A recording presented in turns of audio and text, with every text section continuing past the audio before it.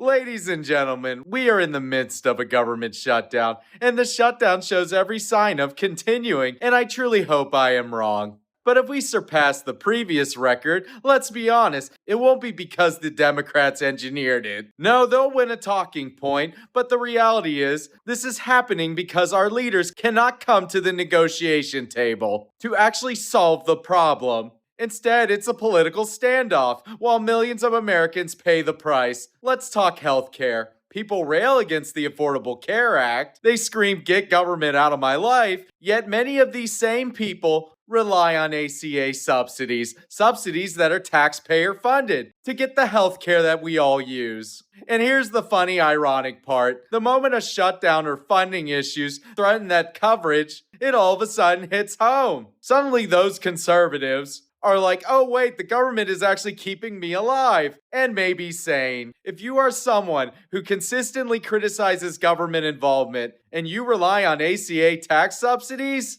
here's a simple thought. Find a job that provides health insurance. Split it with your employer. Take your personal responsibility seriously. That's how millions of Americans do it every day. And no, it doesn't make you a hero or a victim. It makes you part of the system working like it was designed.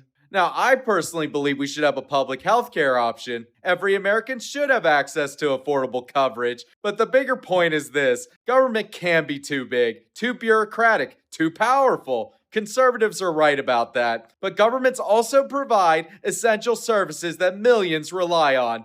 Social Security, SNAP benefits, Medicare, disaster relief, and yes, healthcare subsidies. Democrats are right about that. All ideologies have blind spots. Conservatives rail against big government, yet quietly rely on those very services they use. Democrats fight for your social programs, yet sometimes overlook inefficiencies and overreach. It's like both sides are playing tug of war with reality, and the people stuck in the middle, wondering why their food stamp, paychecks, or airplane safety checks are in sudden limbo. The shutdown is a perfect example. Every day it continues, real people feel it. Families who rely on food assistance, federal employees waiting on their paychecks, small businesses who are dependent on government contracts. It's a reminder that government isn't some abstract force. It's part of daily life. Like it or not, it keeps your airplanes in the air, food on the table, and millions of people being bankrupted from the healthcare system. So as we navigate this shutdown,